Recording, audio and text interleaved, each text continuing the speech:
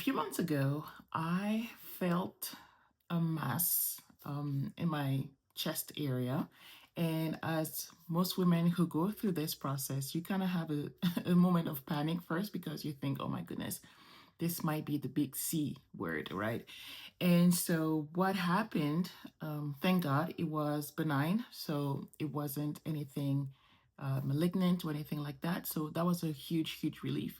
But in the moment, you have all these thoughts that go through your head, right? And for me, as the type A person planner that I am, one of my first worries was what is going to happen to my kids? Not so much as, okay, if I'm not here, who's going to take care of them? Because my husband is here, but more in the sense of what is my legacy and what am I leaving to my children. And my desire has always been for my business to be able to bring in passive income even if I'm not here.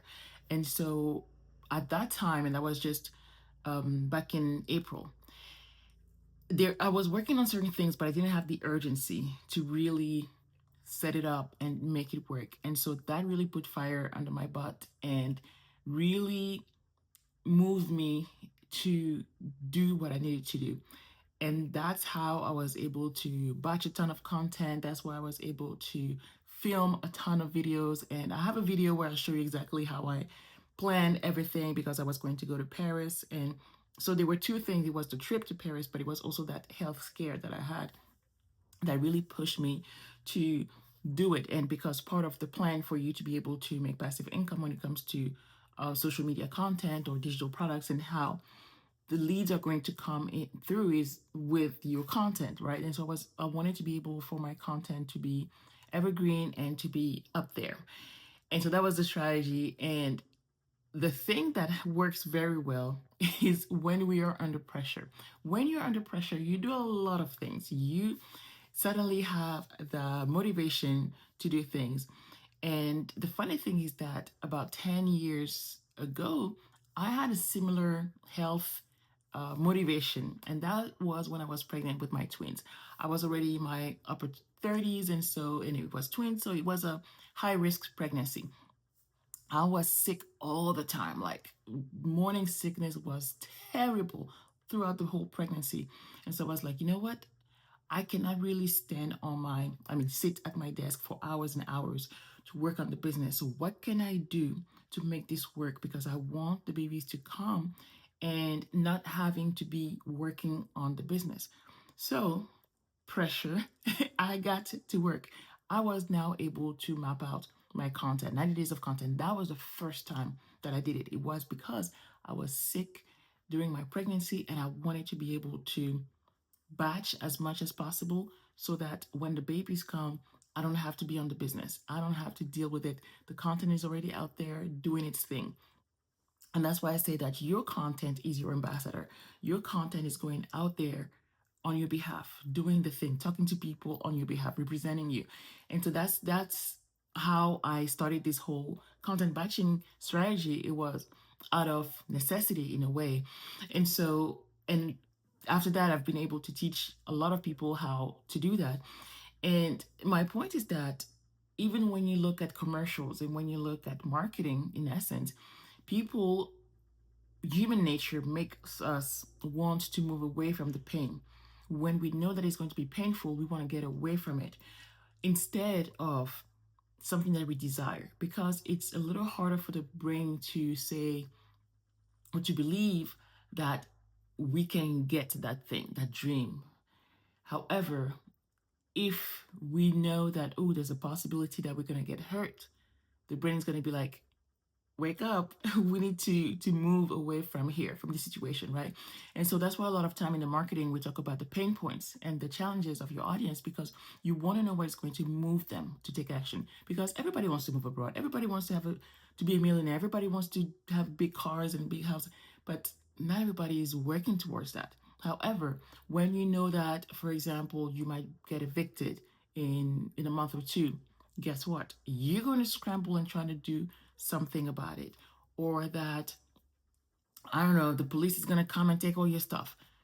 guess what? You're going to try to figure things out, right? And so you're more likely to take action when to avoid a bad consequence than take action to try to reach something that you desire. So it's really, really important for you to get a clear picture of what your audience really wants before you put out any kind of content and before you put out any kind of offer out there, okay? And I'm using my own personal experience to illustrate that that it was like that's really it wasn't in a business sense, but in a way it was too because it allowed me to take action in my business a lot faster than if I hadn't had that scare at all, right? And so same thing for all of us when it comes to the things that we really want to do and we think about, okay, why is it that I haven't really done it yet? It's because the brain is like, well, you know what? I don't think this is really gonna work, or I don't think you need it right now, or why you, or now you're not the right person for it. But when you want to get away from the pain, from the challenges, you forget all of these, all of these doubts and all of these fears. Okay, and so I'm not saying that we need to live in constant fear, but when you look at your motivations to doing things, also look at what's the worst that can happen, not to be negative, but to think about, oh, what is the consequence of me not launching the business? What is the consequence of me not making the move? What is the consequence of me not selling my offer? What's the consequence of me not figuring out how to make YouTube work?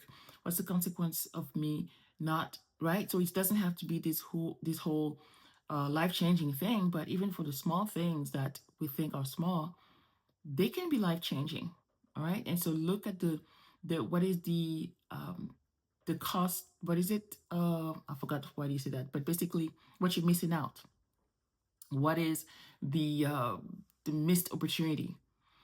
And if you feel like the missed opportunity is no big deal, then there's no real motivation for you to do the thing. But if you know that the missed opportunity is really going to impact your life, then you're going to do something about it. And if building your business is something that you are truly, truly, truly convinced that this is something that you need to do, and it doesn't have to be, oh, your life legacy, your signature program, or anything like that. It starts with something. It starts with something as small as a digital product that can start funding your move abroad. Yes, a digital product. I have talked about that in a different video where I talk about how a $97 digital product can start funding your move. That if that's you, if you want more help to start to create, to build, upload, do all the tech and promote your digital products so that you can start funding your move abroad, then I invite you to join the masterclass. Well, it's not a masterclass, sorry. To join the workshop that I have this Saturday, November the 15th, as well as Saturday the 22nd. You pick one of them. On the 15th is going to be in the afternoon. On the 22nd is going to be in the morning. And during and at the end of the workshop, you're going to have your own digital product created, built, launched as well, so that you can start making money for Black Friday. Okay. And with the model that I'm going to teach you, the strategies that I'm going to teach you, you'll be able to replicate that over and over and over again for multiple digital products or even for courses or things like that. All right. So it's just the first step in order for you to start making money towards funding your move. And the best thing about digital products is that once you created them and once you do put all the marketing behind it, like creating YouTube videos and everything, then it becomes passive because you can create one YouTube video that is about talking about your digital product, and then you can have 1,000 people buy the digital product. You don't have to be involved in the transaction of selling or handing out that resource to your client. You have the link, and one person can buy it, just like 10 people can buy it, just like 1,000 people can buy it throughout the day, anytime. Okay, so that's the power of digital products, and that's why I truly believe that this is a great way for anybody to get started when it comes to their online business. It is the easiest. I talked about that previously. It is the easiest offer you can put out there, and in order to start funding your move abroad. So if you're game, if you want to join us for the live workshop either this Saturday or the next one, check out the link in the description of this video. Okay, I'll talk to you soon. Bye.